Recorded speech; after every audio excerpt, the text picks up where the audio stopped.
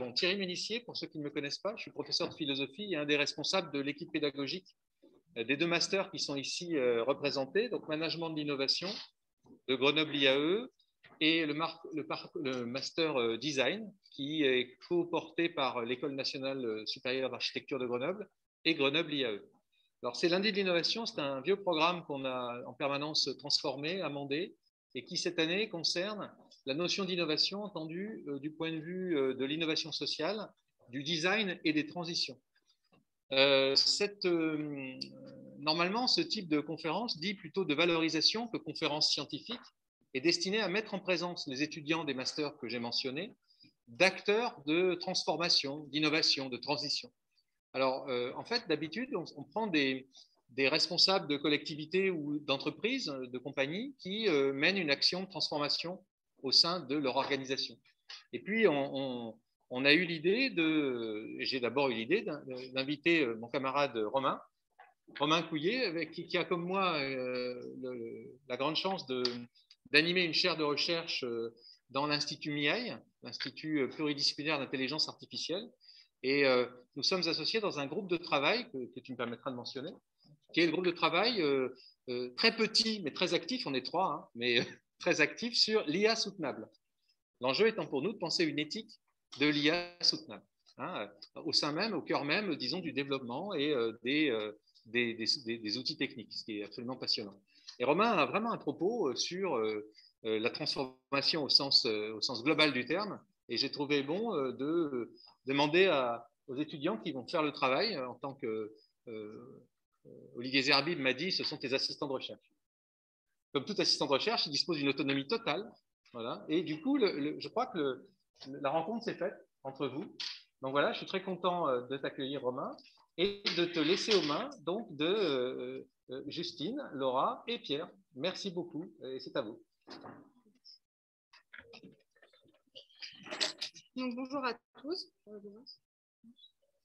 Bonjour à tous. Donc, merci d'être là aujourd'hui pour la deuxième présentation des lundis de l'innovation. Alors aujourd'hui, on a la chance d'accueillir Monsieur Romain Couillet, qui est professeur d'informatique à l'Université Grenoble-Alpes, qui est aussi membre du laboratoire LIGLab. Mais de plus, il est aussi spécialisé du coup en maths appliquées et comme l'a dit Thierry Ménissier, du coup, il est porteur de la chaire MIAI Large Data. Donc, pour poursuivre, Romain va nous développer sa vision scientifique systémique de l'effondrement du vivant en nous posant la question de notre évolution en partant de l'Homo sapiens pour dessiner l'idéal de nos sociétés futures. Ensuite, il va ainsi nous exposer le sujet qui touche nécessairement aux transitions en nous exposant sa vision de plusieurs auteurs sur l'effondrement du vivant, de l'Anthropocène, de la direction que nous avons prise durant des milliers d'années d'évolution et la direction que nous souhaitons et que nous allons peut-être prendre durant les décennies à venir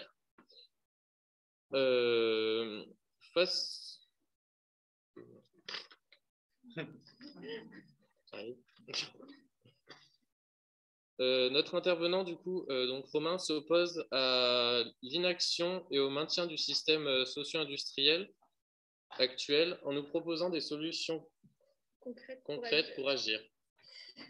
Par la suite, il y aura un temps d'échange. Donc, nous vous invitons à écrire vos questions pour ne pas les oublier et de bien attendre la fin de la conférence pour les poser et pouvoir débattre et discuter avec Romain de sa présentation. Nous vous invitons également à éteindre vos téléphones pour éviter toute interférence. Nous vous remercions. Je vais laisser la parole à Romain et bonne conférence.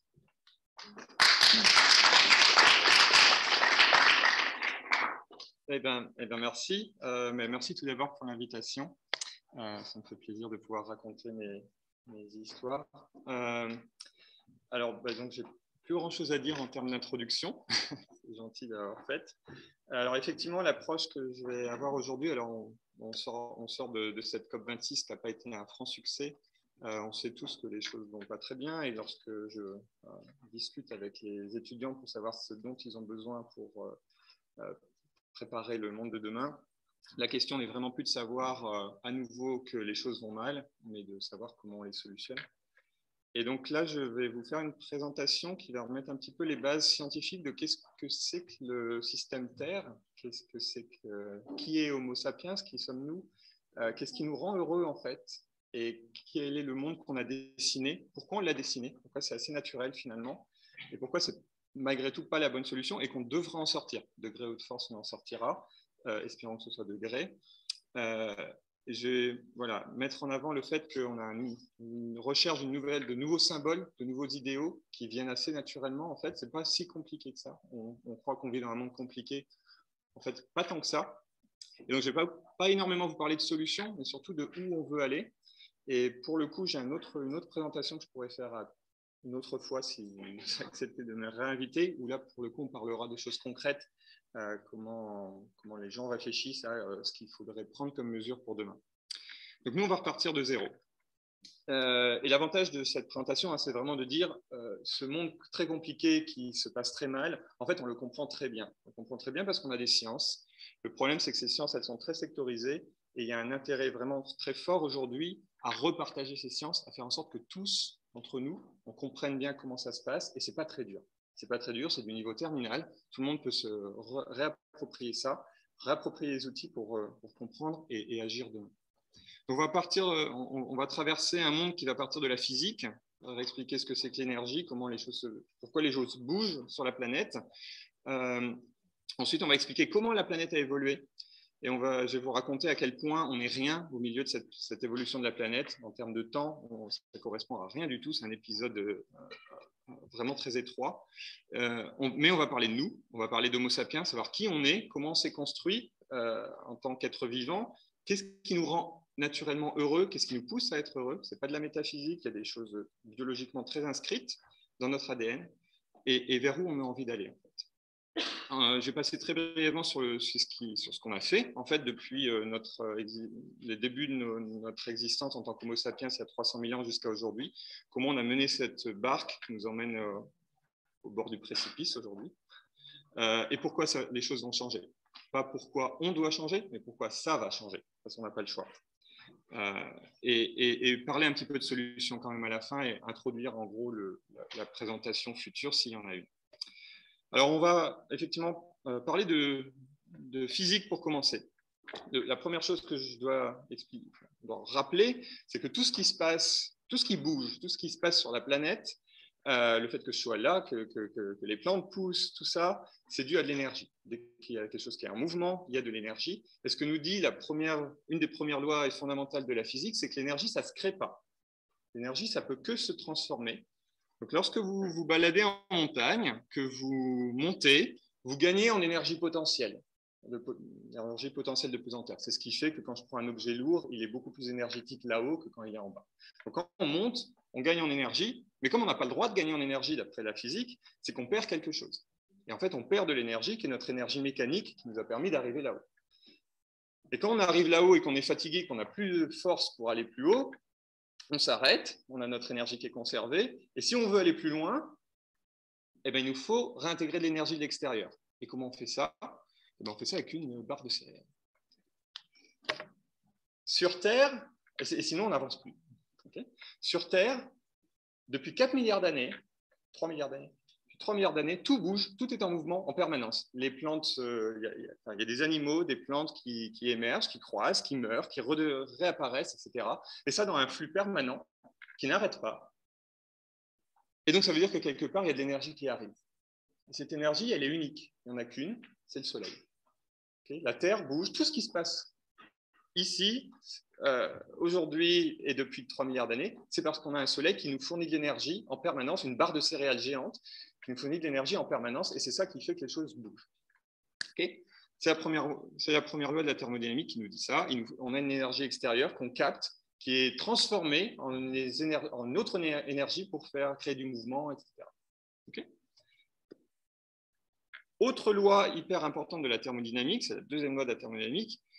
Si je continuais en fait avec mon petit bonhomme à monter le long de ma montagne et que je m'arrête parce que j'ai plus d'énergie, le problème c'est pas juste que je vais m'arrêter, c'est qu'au bout d'un moment ça va très mal se passer pour moi, mon corps va se dégrader et je vais disparaître. Pourquoi? Parce qu'en fait la physique vous dit que tout corps isolé a une tendance très naturelle à se dégrader. La physique n'aime pas les choses ordonnées, tout se dégrade naturellement. Okay. Et ça c'est hyper fondamental à comprendre. Parce que c'est le cas pour tout ce qui vit. La vie sur Terre, de manière générale, c'est un combat permanent contre la dégradation d'une structure. On vit tous les jours en se dégradant, mais on mange. Et donc en mangeant, on se restructure. Et tous les jours, toutes les plantes, tous les animaux réingèrent de l'énergie extérieure pour combattre cette augmentation qu'on appelle d'entropie, de désordre, qui fait qu'in fine, on meurt. Et en fait, la planète, lorsqu'on regarde le système Terre, de manière générale, c'est exactement ce qui se passe. Le système Terre est réglé de manière sur un équilibre qui est en fait très précaire, dans lequel de l'énergie est absorbée pour recréer de la structure qui se dégrade naturellement, qui réingère de l'énergie et qui se dégrade de manière continue. En fait, d'une certaine manière, chaque être vivant, c'est comme une cascade qui n'arrête pas de couler en permanence. Donc une cascade, c'est assez étonnant, hein. On voit de l'eau qui tombe tout le temps, et ça ne s'arrête jamais. La raison pour laquelle ça ne s'arrête jamais, c'est qu'en fait, donc, on a une dégradation de la structure en permanence, mais en même temps, on a une énergie qui est toujours la même, le soleil, qui réabsorbe de l'eau, qui la fait remonter en haut, fait retomber en forme de neige, de réservoirs aquifères, et qui fait retomber tout ça dans la cascade à terme. Et donc ce cycle-là, il fonctionne en permanence.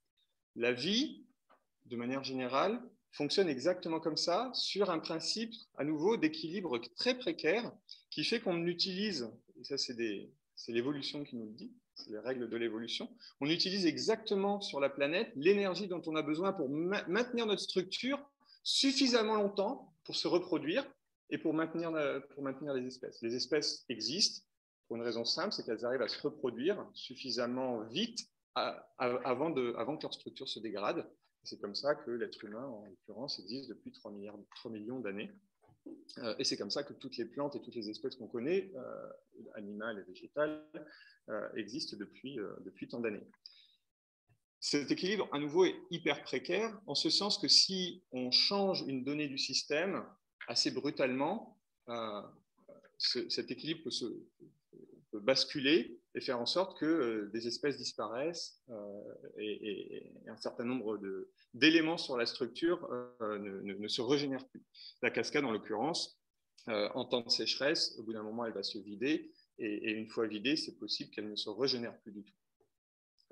Pour information, juste pour l'anecdote, hein, l'image de la cascade n'est pas si absurde que ça. Hein. Il faut savoir que tous les 7 ans en moyenne, l'ensemble des molécules que vous avez dans votre corps ont complètement changé. Le fait qu'on se nourrisse, hein, ça remplace les anciennes molécules de notre corps.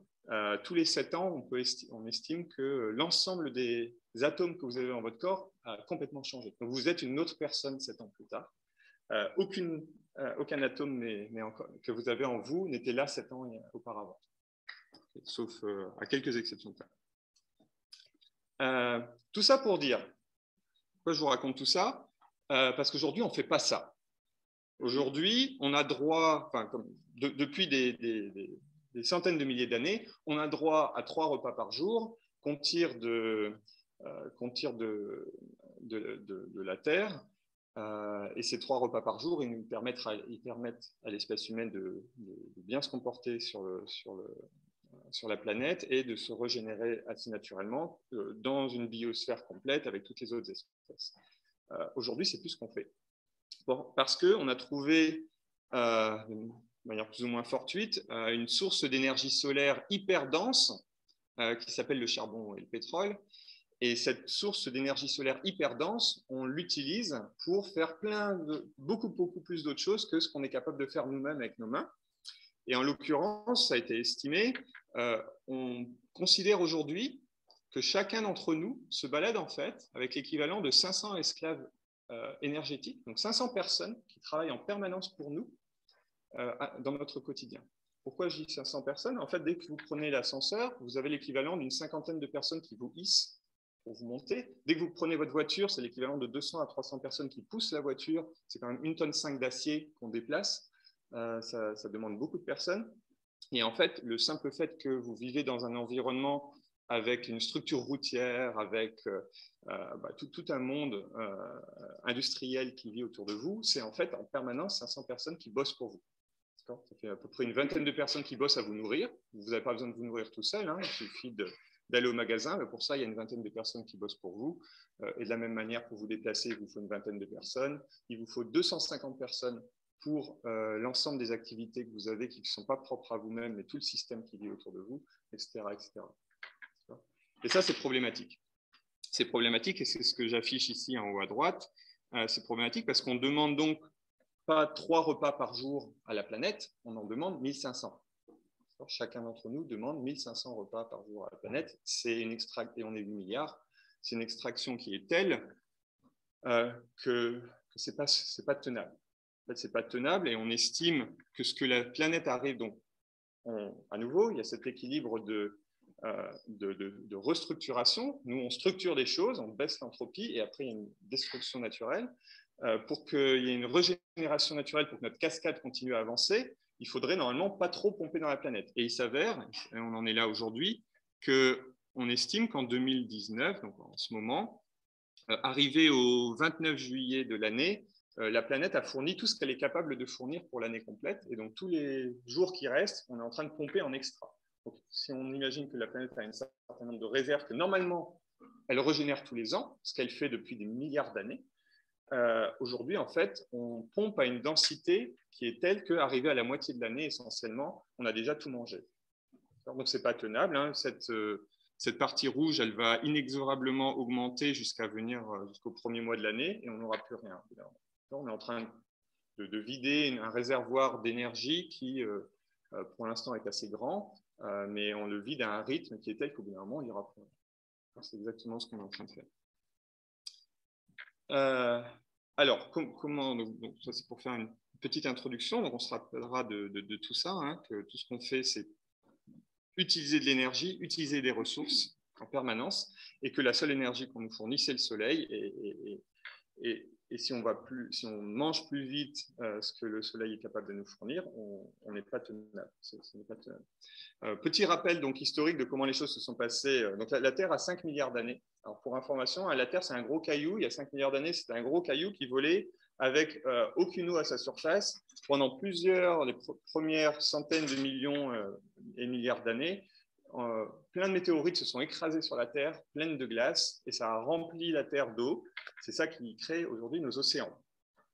Et ça, c'est hyper pratique. En fait, pourquoi il y a des océans d'ailleurs, hein? C'est parce que la Terre a la chance assez folle de se trouver à une distance par rapport au Soleil qui fait que cette eau n'est ni évaporée, ni transformée en glace.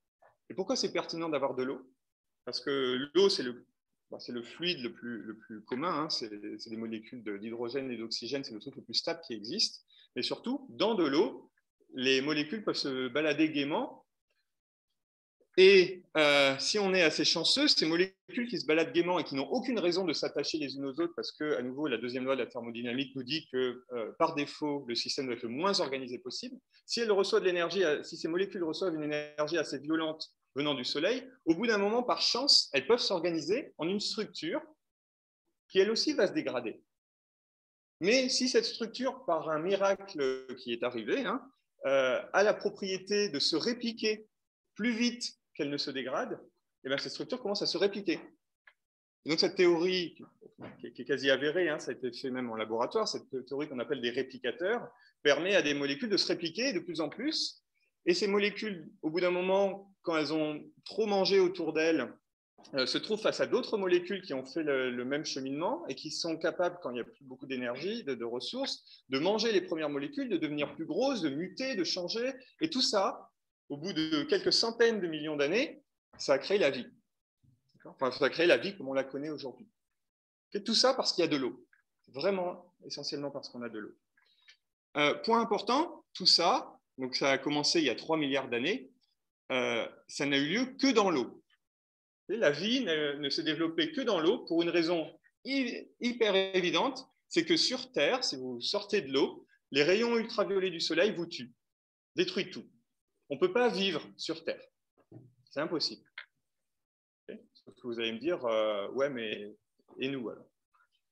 En fait, ce qui se passe, c'est que pendant des milliards d'années, les premiers milliards d'années, dans l'air, dans l'atmosphère, ont trouvé très, très majoritairement les molécules les plus stables qui existent, qui sont, alors j'ai oublié de le préciser, on va y revenir tout à l'heure, les molécules qui se trouvent très naturellement en équilibre et stables dans ce qu'on appelle la soupe primordiale, ce sont surtout des molécules de carbone, d'hydrogène et d'oxygène. Et le carbone, on va en beaucoup en parler, parce que le carbone, ça va structurer la vie. Le carbone, c'est un atome qui a le don de pouvoir s'accrocher lui-même à d'autres molécules de carbone, à former des fibres très longues et à créer des structures très puissantes qui conservera, on le verra, de l'énergie. Et c'est ça qui crée la vie. Le carbone, c'est hyper important. Et le carbone, par défaut, le premier truc auquel il veut s'attacher, c'est avec de l'oxygène. Et la structure la plus stable du carbone, c'est du CO2. En fait, dans l'atmosphère, on ne peut pas avoir du dioxygène, de O2. Pourquoi? Parce que c'est hyper instable. L'oxygène, c'est un réactif hyper puissant qui, dès qu'il croise quelque chose, va essayer de casser. Et notamment, dès qu'il voit du carbone, il va en faire du CO2. C'est pour ça que tout rouille chez nous. Dès que vous avez du fer que vous laissez dehors à l'humidité, ça va rouiller parce qu'il y a de l'oxygène qui va rouiller. L'oxygène ne peut pas vivre en état stable. Okay. Et à nouveau, donc je reviens sur mon propos, sur Terre, il y a les rayons ultraviolets du Soleil qui nous crament tout, donc on ne peut pas vivre sur Terre. Sauf qu'il y a quelques milliards d'années, il y a des espèces vivantes qui ont trouvé une astuce pour utiliser l'énergie, la seule qui est disponible, à savoir l'énergie du Soleil, pour créer leur propre structure. Comment ils créent leur propre structure? En pompant le CO2 qu'il y a dans l'atmosphère et qui est dissout dans l'eau. Ce CO2, avec le Soleil, on le brise, on récupère l'atome de carbone et on crée ses propres structures carbonées. On appellera des sucres ou des protéines ou n'importe quoi. Et ça, c'est les végétaux.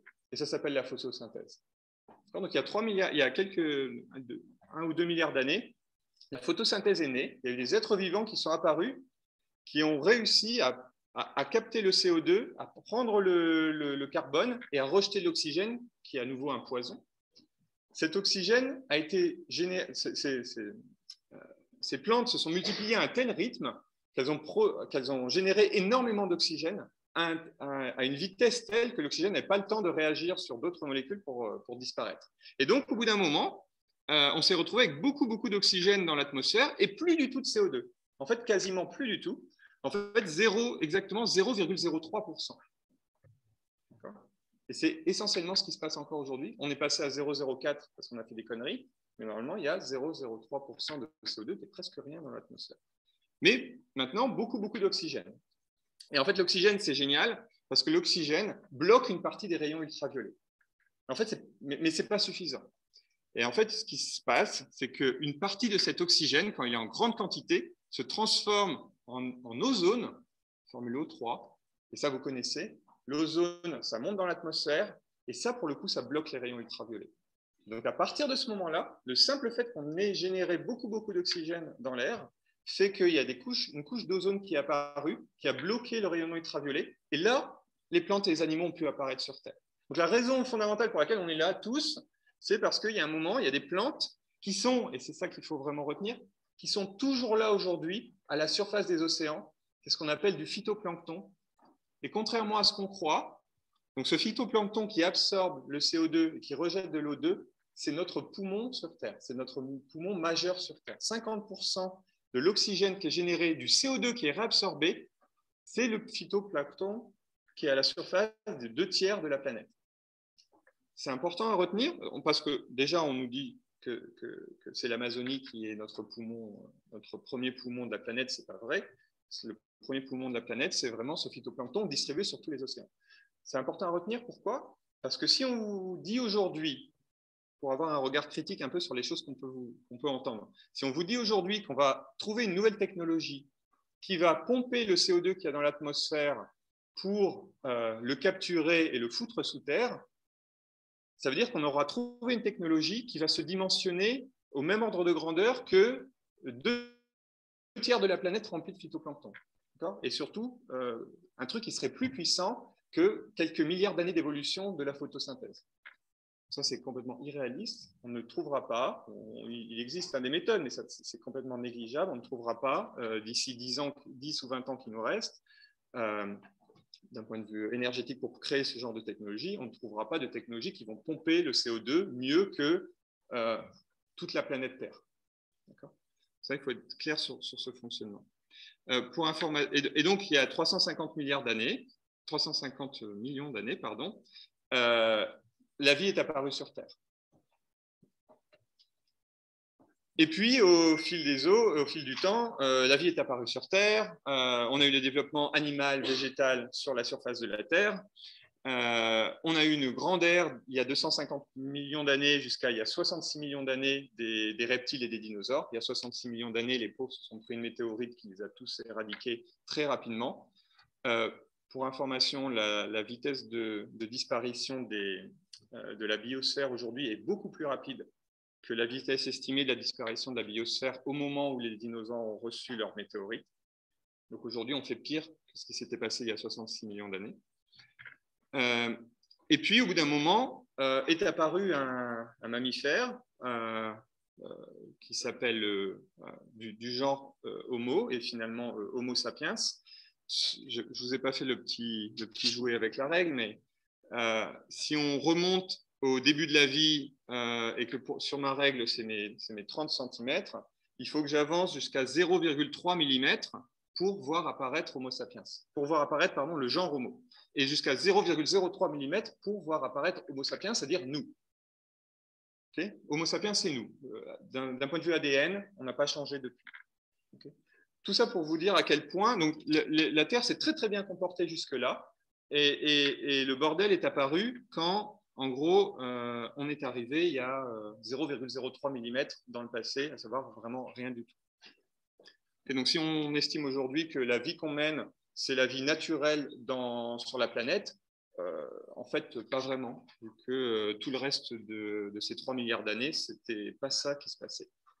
Et en l'occurrence, ce que j'appelle l'ère moderne, c'était il y a 200 ans, quand on a commencé à utiliser le pétrole et le charbon, ça correspondrait sur ma règle à 0,0002 mm. On est vraiment insignifiant. On fait beaucoup de bruit, mais on est insignifiant. On voit à travers d'ailleurs cette histoire, hein, donc je reviens un peu en arrière, les plantes ont donc cette capacité à absorber le CO2, à le capturer à l'intérieur de leur structure, et elles vont rejeter de l'oxygène. Les animaux, eux, vont avoir cette idée assez intéressante de manger directement l'énergie solaire dans les plantes. Okay, donc en prenant le carbone des plantes pour recréer le carbone de leur propre structure. En faisant ça, ils vont utiliser de l'oxygène, cette astuce de prendre ce poison qu'est l'oxygène, pour recréer leur propre structure, et ils vont respirer, ils vont rejeter du CO2 parce que l'oxygène, par défaut, se connecte avec du CO2. Et en fait, ce cycle-là, qui est vrai pour les animaux et qui est vrai pour les bactéries, c'est exactement ce qui se passe en permanence sur Terre et qui va régler ce qu'on appelle donc le cycle du carbone. Vous avez des végétaux qui absorbent du CO2 qui est émis dans l'atmosphère et dans les océans. Ça correspond à 750 milliards de tonnes par an de CO2 qui est absorbé par la planète, absorbé par les plantes, et qui, comme les plantes vont se dégrader et vont être mangées soit par des animaux, soit par des bactéries, va être rejeté dans l'autre sens. Et c'est aussi 750 milliards de tonnes. Il y a un cycle permanent qui fait qu'on rejette du CO2, on réabsorbe beaucoup, mais tout ça est hyper bien rythmé. Sauf à quelques exceptions près, lorsque par exemple des plantes ou des animaux meurent à des endroits où il n'y a pas d'oxygène. Et c'est ce qui se passe, notamment dans les tourbes par exemple, où il n'y a pas de bactéries qui peuvent vivre et qui peuvent dégrader la plante, auquel cas le carbone va s'entasser, va s'empiler jusqu'à, au bout de quelques millions d'années, former des couches très très épaisses de carbone qu'on appelle aujourd'hui du charbon ou du pétrole. Et donc nos réserves de charbon, ce qu'on appelle donc nos réserves énergétiques de charbon et de pétrole, c'est tout simplement de l'énergie solaire hyper densément compactée. Pourquoi de l'énergie solaire? Parce que c'est l'énergie que les plantes ont prise pour former leur structure, qui s'est entassée, et tout ça c'est hyper énergétique, parce que c'est tassé avec une pression très importante. Okay. Donc c'est ça qui se passe. Le CO2 est absorbé, rejeté, des fois c'est mis sous le sol, mais de manière hyper lente.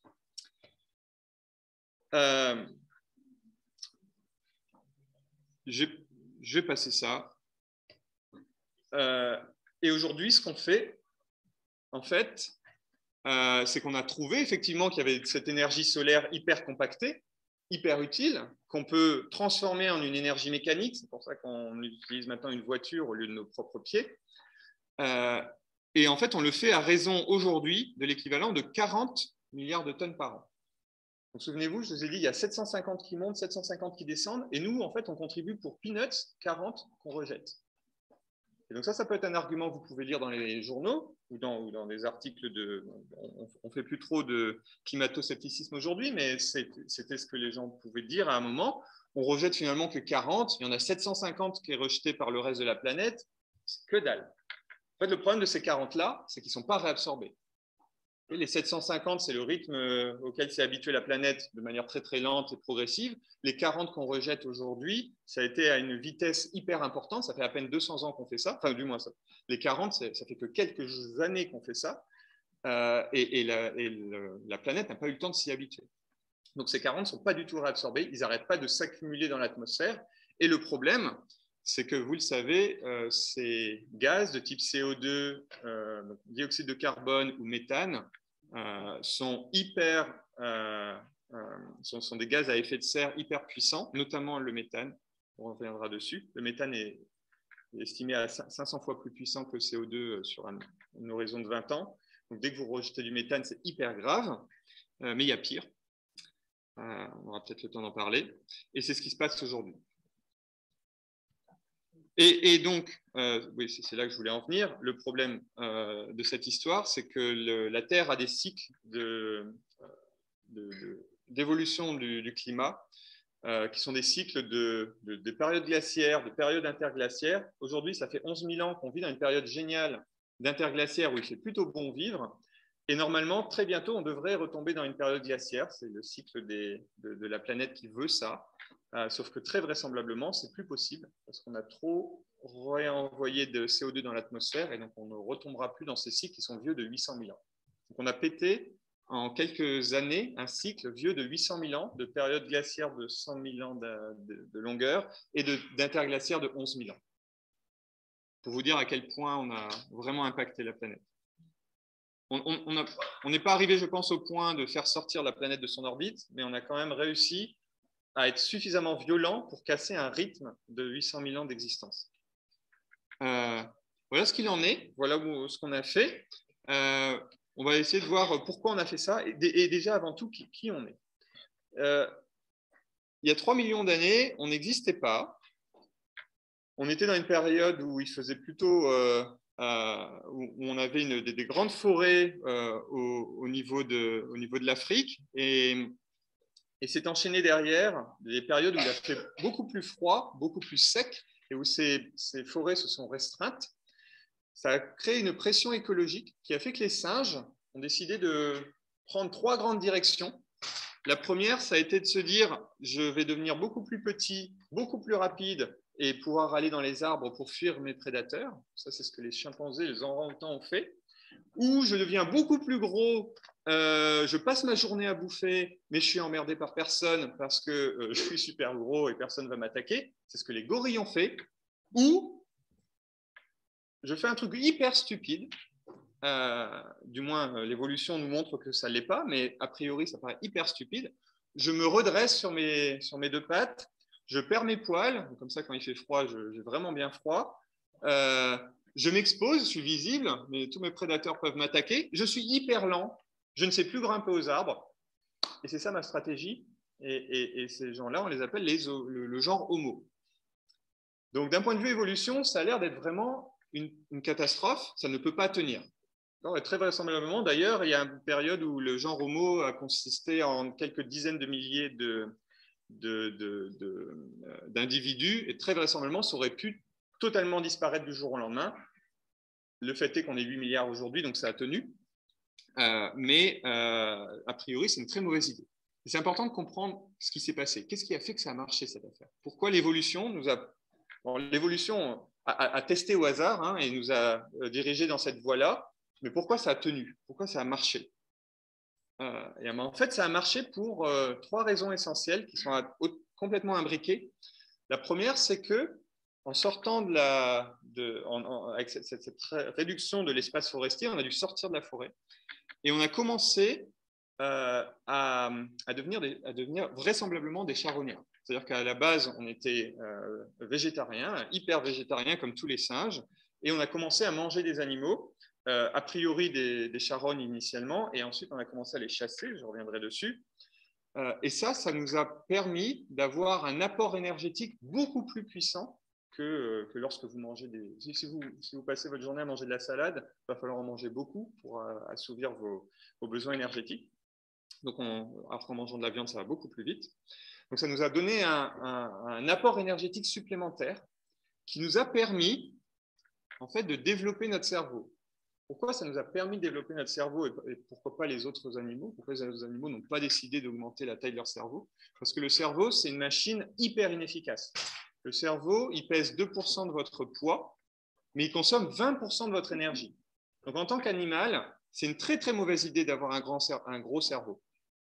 Nous, on a décidé de faire ça. Et pourquoi on a décidé de faire ça? Parce que c'était hyper pratique pour survivre, pour se nourrir mieux. Pourquoi? Parce que lorsqu'on a un cerveau important, on peut se souvenir d'où sont les plantes, on peut se souvenir de ce qu'on peut manger, de ce qu'on ne peut pas manger. Et surtout, on va commencer à pouvoir développer des liens sociaux beaucoup plus puissants que ce que les animaux peuvent faire par défaut. Notamment, on s'est montré que dans une meute, on ne peut pas être plus que 50 parce que très vite, il y aura 2 chefs qui vont essayer de se bouffer et la meute ne pourra pas tenir à plus de 50. On a aujourd'hui fait tenir, déjà il y a quelques centaines de milliers d'années, on arrivait à faire tenir des ethnies beaucoup plus grandes que 50 et aujourd'hui, on a des civilisations de plusieurs centaines de millions d'habitants, de personnes. Et ça, c'est parce qu'on arrive à créer des liens sociaux et surtout qu'on arrive à s'inventer des histoires. On arrive à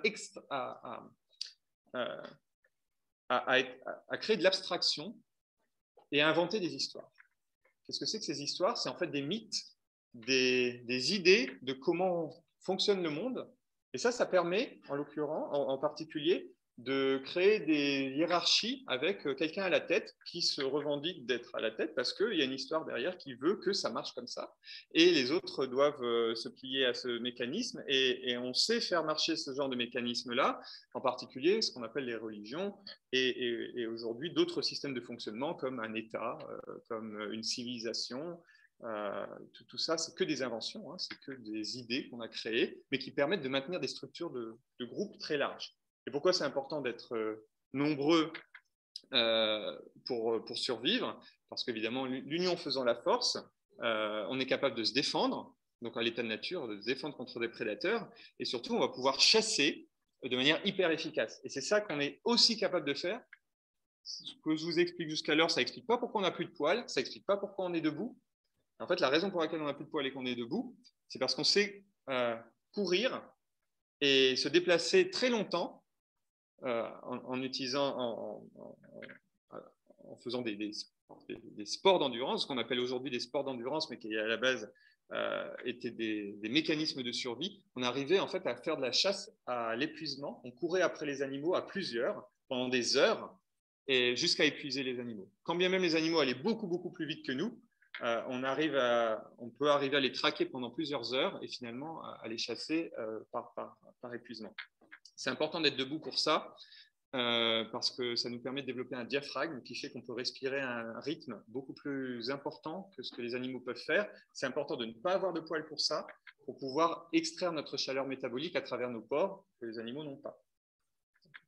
Et donc, ce fonctionnement-là, qui nous permet de chasser, d'avoir plus de ressources animales, d'avoir plus d'énergie pour développer encore notre cerveau, c'est ça la mécanique qui a fait que l'être humain a réussi à se propager et à fonctionner mieux finalement que les autres.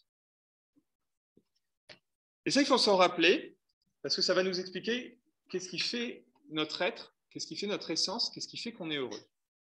J'en viens tout de suite à ça. Qu'est-ce que c'est que le bonheur? Alors, on peut tergiverser longtemps sur les aspects métaphysiques de l'affaire, mais intrinsèquement, physiologiquement, on sait ce que c'est le bonheur. Physiologiquement, quand est-ce qu'on est heureux? Enfin, du moins, quand est-ce qu'on est heureux pour l'évolution? C'est lorsqu'on effectue un acte qui tend à notre survie.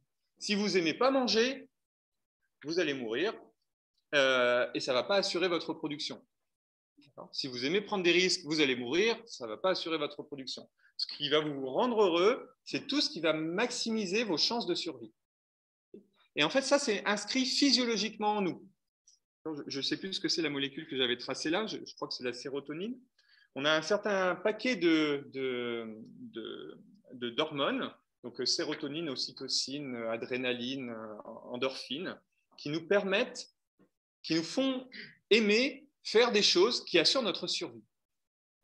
Donc en fait, être heureux, c'est finalement faire ce qui fait qu'on assure notre survie à l'état de nature. Il faut rappeler quand même qu'on a 300 000 ans d'existence. Et ces 300 000 ans, ils ont drivé ce qui fait qu'on est heureux.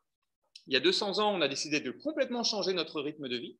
Aujourd'hui, on vit dans un monde qui n'a rien à voir avec le monde que notre ADN a développé pour nous. Et c'est pour ça qu'on est malheureux. Du moins, c'est ce que beaucoup pensent, ce que je pense. En particulier, qu'est-ce qui nous rend heureux ? Je vous ai parlé de certaines molécules. L'ocytocine, donc il existe une hormone du lien social. Lorsque vous êtes entre amis, lorsque vous êtes en famille, lorsque vous partagez une bière, vous générez de l'ocytocine. Ça vous rend heureux, il y a un circuit de récompense qui fait que vous voulez être avec les autres. Vivre tout seul, ça vous rend malheureux. Et c'est normal, parce que vivre tout seul, ce n'est pas bon pour votre survie, à l'état de nature. Okay, même chose, on a envie de chercher de la nourriture, on a une incitation à manger. Dès qu'on voit un truc sucré, ça nous donne envie, ça nous rend heureux, et on a des molécules qui nous drivent ça. Et un truc assez étonnant, c'est qu'on a aussi une molécule qui nous permet de réduire notre douleur lorsqu'on fait de l'exercice physique. Ça s'appelle l'endorphine. Lorsque vous courez, au bout de quelques minutes, vous allez générer de l'endorphine qui vous donne envie de continuer. Donc, il vous donne envie de vous faire mal. Et en fait, la raison pour laquelle on a cette endorphine qui est générée, c'est pour nous préparer physiquement à être beaucoup plus efficace pour la chasse. Et si on ne le faisait pas, on mourrait de la même manière. Donc, c'est pour ça qu'on aime bien faire du sport, qu'on aime bien jouer aujourd'hui en courant derrière un ballon. Ça a l'air un peu stupide dit comme ça, mais on aime ça parce qu'on a des endorphines qui sont générées. Et on a plein de circuits de récompense qui sont activés. Ce qui nous amène à une question de quel est le but de notre existence. Aujourd'hui, dans cette période un peu morose de les choses vont mal, la terre va mal, mais qu'est-ce que je fais ? Et pour ceux d'entre nous qui ont perdu un attrait pour des questions religieuses, spirituelles, etc., pourquoi on vit ? En fait, biologiquement parlant, pour rien. Il n'y a aucune raison à notre existence. Le fait est que biologiquement, l'évolution nous a menés là où on est. On est ce qu'on est. Et donc, il n'y a pas vraiment de but à notre existence. Par contre, à nouveau, on peut s'imaginer que si on devait définir un but, ce serait celui d'être heureux, de maximiser notre joie, notre bonheur au quotidien. On préfère être heureux que malheureux dans le temps de notre existence. Et donc ça, à nouveau, on vient de l'expliquer. Comment on fait ? On fait les choses qui nous amènent les choses qui nous ont incités à survivre à l'état de nature, donc avoir des gens autour de nous, faire de l'exercice physique. Et un autre point qui est assez important, c'est qu'encodé à l'intérieur de notre cerveau, donc il y a une partie de notre cerveau un peu au milieu, vers l'arrière, qui s'appelle le cortex singulaire antérieur, une partie de notre cerveau qui nous pousse à souhaiter que le monde soit bien organisé. Et c'est ce que généralement les gens appellent donc cette partie qui définit le sens de notre existence. On aime que les choses soient simples et organisées. Pourquoi ? Parce que si jamais vous allez à un endroit récupérer de la nourriture et que le lendemain, c'est plus là du tout, il n'y a plus de nourriture, c'est hyper angoissant, c'est très mauvais pour votre survie. Alors que quand le monde est très bien organisé, très simple, lorsque vous pouvez faire confiance à vos amis et que tous les jours vous pouvez leur faire confiance, tout ça, ça vous rassure, ça assure votre survie. Et donc, on a une partie de notre cerveau qui est faite pour créer du sens. Okay ? Donc, c'est ce cortex singulaire antérieur pour créer du sens, pour créer un sens de contrôle. Et donc, en fait, s'il doit y avoir une définition de quel est l'objectif de notre vie, quel est le but de notre vie, quel est le sens de notre vie, c'est de faire en sorte de maximiser ce contrôle sur l'environnement, sur le monde autour de nous, en maximisant notre joie, notre bonheur. Et ça, on sait comment on fait parce qu'on sait générer ces mécanismes physiologiques qui les préparent. Okay. Aujourd'hui, dans le monde dans lequel on vit, on a trouvé plein de moyens, donc qui n'est pas le monde normal, qui n'est pas le monde naturel dans lequel on s'est développé, dans lequel notre ADN s'est développé. On a trouvé plein de moyens détournés pour créer ce genre d'incitation, pour générer ces hormones qui nous donnent de la joie, du bonheur, mais qui sont malheureusement des détournements qui souvent génèrent des joies et bonheurs très éphémères, voire plus problématiques, des addictions très profondes. Et c'est ça qui fait qu'on est aujourd'hui devenu addict au sucre. Le sucre dans la nature, on n'en trouve pas. Mais par contre, le sucre dans la nature, c'est hyper important pour stocker pour l'hiver. Donc le sucre, on en trouve à la fin de l'été quand les fruits sont mûrs. Lorsqu'on mange du sucre, on a tout un réflexe physiologique qui se met en place, qui nous fait stocker, qui nous fait grossir. Les singes ne le font pas, nous on le fait. Grossir, c'est une très très bonne chose pour pouvoir traverser l'hiver. Aujourd'hui, malheureusement, on mange du sucre à outrance à longueur de journée toute l'année durant, et ça génère ces mécanismes insulinaires qui nous fait stocker la nourriture et qui fait qu'on a de l'embonpoint, qu'on a du diabète, qu'on développe des cancers. Toutes ces choses-là sont dues au sucre. Et s'il doit y avoir un truc à éliminer dans notre alimentation aujourd'hui, c'est vraiment les quantités de glucides phénoménales qu'on ingère, notamment les sucres rapides. On a d'autres addictions, hein, au travail, aux jeux, aux achats compulsifs. Et ça, c'est dominé par un détournement assez naturel de ces instincts de vie qu'on a normalement, qui ont été générés pour nous dans l'état de nature.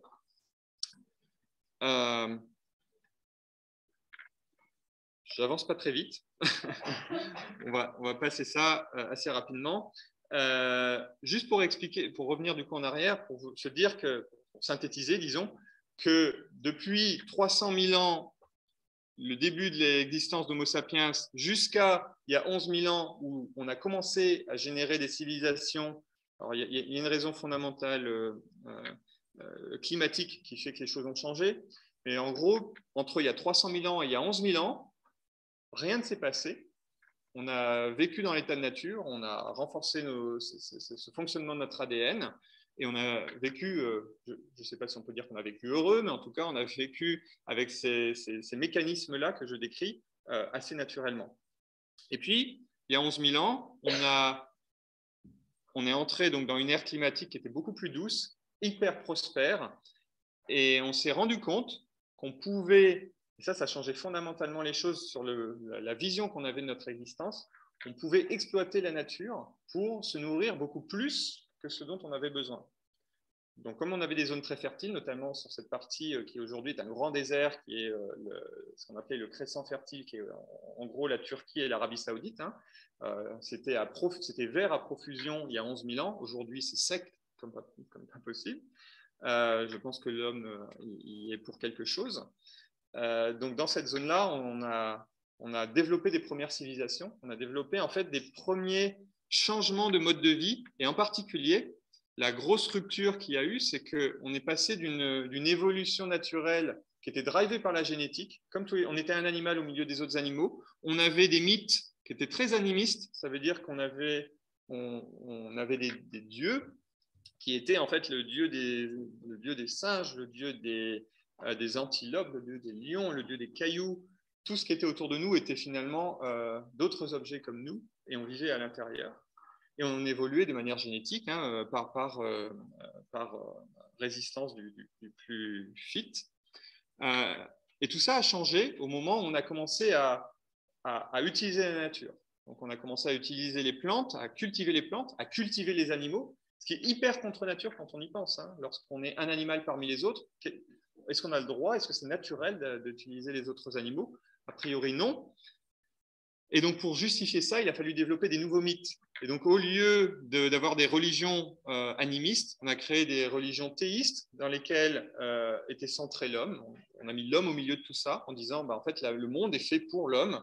Et donc, les végétaux, les animaux, tout ça, c'est pour l'homme et on peut le consommer à outrance. Tout ça, ça a développé des civilisations très, très denses, avec de plus en plus de personnes, parce que comme on a commencé à pomper violemment à l'intérieur de la Terre, on a pu générer suffisamment d'alimentation pour beaucoup de gens, ça a créé des civilisations qui sont venues en conflit les unes avec les autres. Celle qui allait gagner, c'était celle qui était la plus puissante, qui pompait le plus à l'intérieur de la planète. Et donc, très, très naturellement, on en est arrivé à la situation actuelle, à savoir que celui qui est le plus fort, c'est celui qui récupère le plus d'énergie de la planète. Donc, il y a un mécanisme très naturel et exponentiel qu'on connaît encore aujourd'hui et qui malheureusement est exacerbé aujourd'hui, qui est que plus on a de puissance énergétique, plus on a d'énergie, plus on peut récolter d'énergie, plus on est fort, et c'est ça qui crée notre survie aujourd'hui, le survie des civilisations qui fonctionnent. Les pays du Sud ont moins d'énergie que les pays du Nord, et on en est dans cette situation où nous, on consomme à outrance, les pays du Sud ont ce qui leur reste. Et donc, c'est naturel qu'on en soit arrivé là, dans ce délire où, donc dans cette nouvelle religion qui est hyper consumériste, capitaliste, qui fait qu'il faut investir pour regagner plus, il faut réabsorber encore plus d'énergie tirée de la planète pour pouvoir être plus fort. Et en fait, on a créé tout un système autour de ça qui demande à chacun d'acheter, de consommer, de toujours générer plus, et en fait de vivre au milieu d'un monde de machines. Aujourd'hui, au quotidien, faut quand même bien considérer ça. Il y a 10 000 ans, on vivait au milieu des animaux dans la nature, et notre ADN est fait pour ça. Aujourd'hui, on se réveille, on prend une machine qui s'appelle un téléphone portable pour voir les dernières nouvelles. Ça met en branle tout un système de machines qui est l'Internet. Après avoir fait ça, on va au travail en déplaçant une machine de 1,5 tonne grâce à de l'énergie qui consomme énormément d'énergie pour finalement arriver au travail dans la journée et taper sur 50 boutons qui seront les mêmes 50 boutons que pendant 30 ou 40 ans de votre carrière, qui sont les touches de votre ordinateur. Donc on alimente des machines. On vit pour créer des machines. Et pourquoi on tape sur cet ordinateur d'ailleurs? C'est parce qu'on est ingénieur, on va créer de nouvelles choses. Et ça, c'est pour générer encore des machines. Donc, en fait, on est très naturellement passé, grâce à cette exploitation de la nature à outrance, vers ce monde dans lequel maintenant on est totalement hors sol, détaché de notre nature, et on vit dans un monde de machines. Et ça ne peut plus durer, on le sait, pour une raison simple, c'est qu'il n'y a plus de place. Et pour une autre raison simple qui est que ce n'est pas nous. Tout ça, ce n'est pas nous. Ça nous rend malades, ça nous rend déjà malades physiquement. Tout ce qu'on appelle les maladies de civilisation, le fait qu'on mange énormément de sucre, donc les maladies de civilisation, c'est les caries. On est les seuls animaux sur Terre à se laver les dents. On va y réfléchir, le chien, il n'a pas besoin de se laver les dents. Et la raison pour laquelle on se lave les dents, c'est que si on ne le faisait pas, on aurait des caries. Si on n'avait pas de dentiste, on mourrait. Et pourquoi on a des caries? Parce qu'on mange du sucre, alors que normalement, dans l'état de nature, on ne peut pas manger de sucre. On a des caries, on a surtout des cancers, du diabète, de l'hypertension artérielle. Tout ça n'existe pas à l'état de nature parce qu'on ne peut pas manger du sucre à telle profusion. Donc ça nous rend malades. En plus, pourquoi on a mal au dos, pourquoi on a des problèmes physiques par ailleurs, c'est aussi parce qu'on ne fait plus d'exercice physique, ce qui était normalement notre quotidien. Ça, c'est pour la partie physique. La partie psychologique est encore pire. Ma femme est neuropsy, je sais de quoi je parle. On a de plus en plus de troubles du sommeil. Les spécialisés troubles du sommeil, on se fait un pognon monstre en ce moment. Il y a beaucoup de personnes qui dorment très mal. On peut estimer que la moitié des gens dorment très mal. On a surtout en ce moment, avec les événements planétaires qu'on connaît, des gros problèmes de perte de sang, c'est de ce qu'on appelle la solastalgie, donc une nouvelle maladie qui consiste à avoir ce qu'on appelle l'éco-anxiété. Il semblerait aujourd'hui, les dernières stats veulent que 60% des 18-25 ans soient éco-anxieux, et parmi ces 60%, donc au point d'être déprimés, et parmi ces 60%, 30% imaginent ne pas avoir d'enfants, parce qu'ils imaginent que ce n'est pas pertinent dans le monde qui arrive. Tout ça, c'est assez naturel, finalement, parce que, à nouveau, ce n'est pas nous. On vit dans un monde qui n'est pas le nôtre. On n'est pas heureux comme ça. Donc, on nous dit, la religion, le mythe qu'on s'est inventé, c'est qu'on est heureux quand on a une grosse voiture. On est heureux lorsqu'on a plein d'argent. On est heureux quand on a une ascension sociale. Il faut que nos parents soient heureux, soit fiers de ce qu'on a fait. Il faut qu'on travaille dur à l'école, il faut qu'on aille percer dans ce couloir hyper étroit de sursophistication de notre connaissance d'ingénieur ou de je ne sais quoi. Et en fait, pour rien. Enfin, en tout cas, pour des raisons qui sont à nouveau inventées par la société et qui ne sont pas ce qu'on est. Et c'est ça qui nous rend malades, et ça, on le sait. Hein, à nouveau, hein, les patients que ma femme voit l'expriment très clairement. Et donc, pourquoi tout ça va, je vais essayer d'accélérer, tout ça va et pas juste doit changer. Alors, tout ça va changer parce que, on le sait, je ne vais pas y passer des heures, dérèglement climatique, destruction parce que tout ce qu'on consomme sur la planète aujourd'hui est beaucoup trop intense pour que la planète en soit résiliente, et on est en train de tout détruire. Ça, on le sait, hein, je n'ai pas besoin de vous refaire un point là-dessus. Et aussi parce que de toute façon, on n'a plus d'énergie, ou du moins on n'a plus les capacités d'extraire cette énergie du sol, en ce sens que donc, ce que je vous trace ici, c'est ce qu'on appelle le mix énergétique global. C'est d'où viennent nos 500 esclaves là. De ces 500 esclaves, il y en a 82% qui sont en fait du charbon, du pétrole, du gaz. Et en particulier, le pétrole joue un rôle assez spécifique parce que le pétrole, c'est ce qui fait tourner les voitures, les engins et qui crée les plastiques, qui crée une grande partie de notre environnement. Le pétrole, il a déjà atteint son pic dans beaucoup de pays extracteurs de pétrole. Et on pense que là, en ce moment, on est sur un plateau, donc toujours de progression lente, mais on pense que d'ici possiblement 10 ans, voire même avant, on va atteindre le pic d'extraction du pétrole qui fait qu'on va redescendre et que en gros, que le pétrole va devenir de plus en plus cher à extraire et donc on va avoir de moins en moins d'énergie.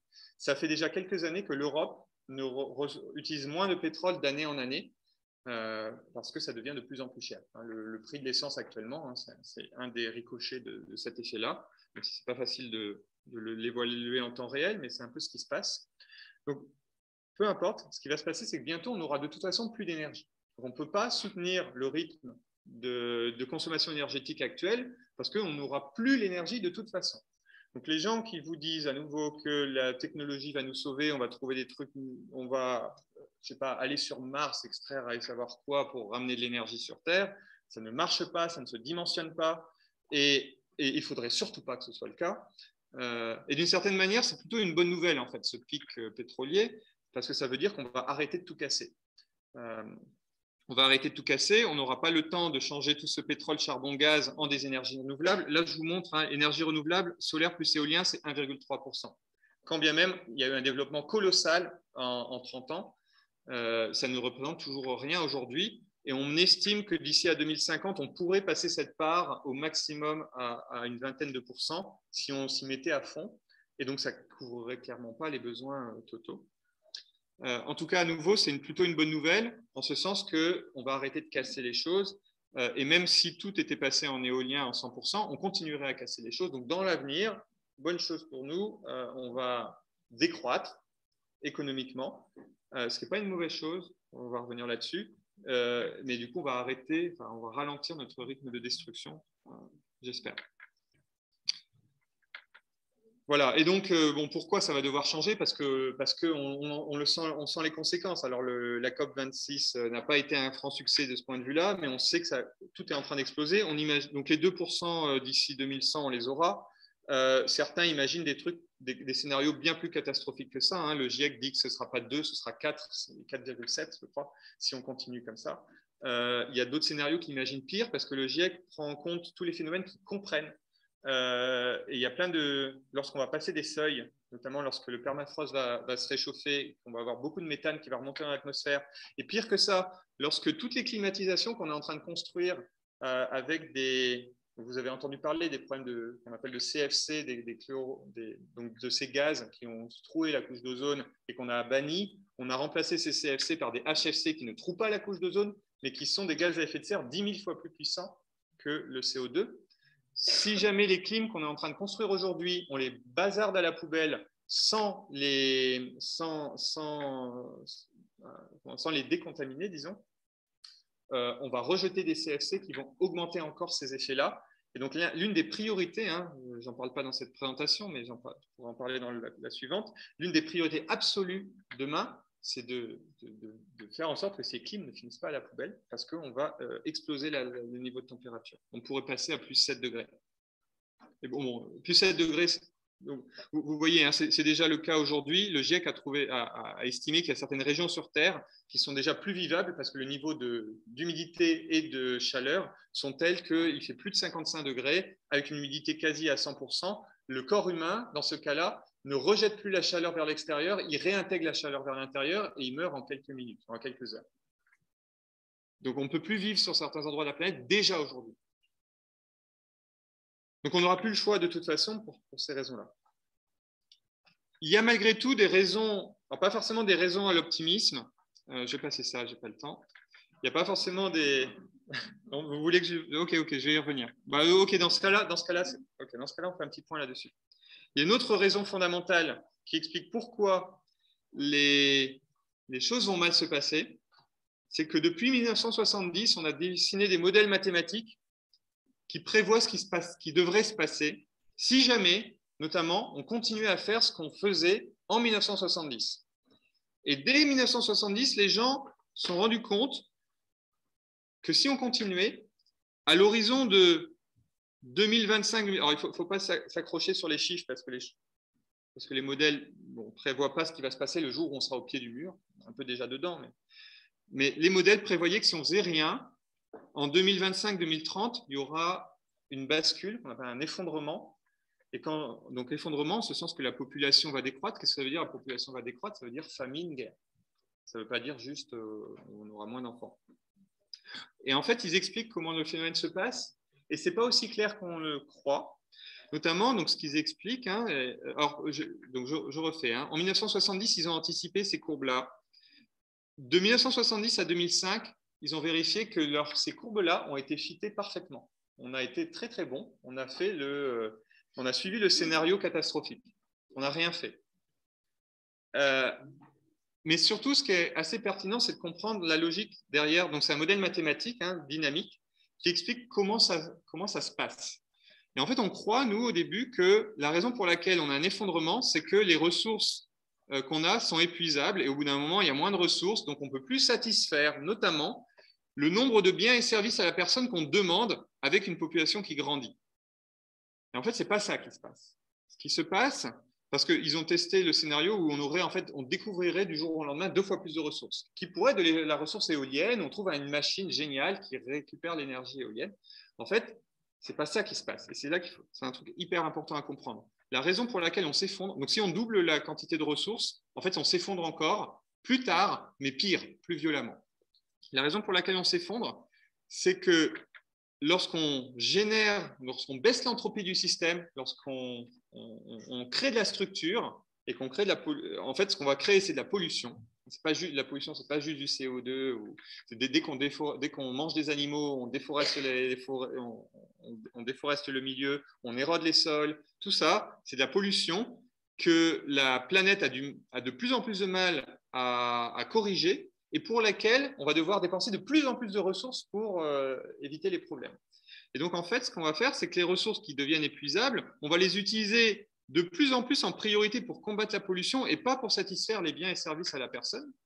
Ce qui fait qu'au bout d'un moment, ça va devenir tellement cher de payer pour la pollution qu'on ne va plus pouvoir satisfaire nos biens et services au quotidien. Donc, on va basculer. Au bout d'un moment, on n'aura plus les moyens de maintenir notre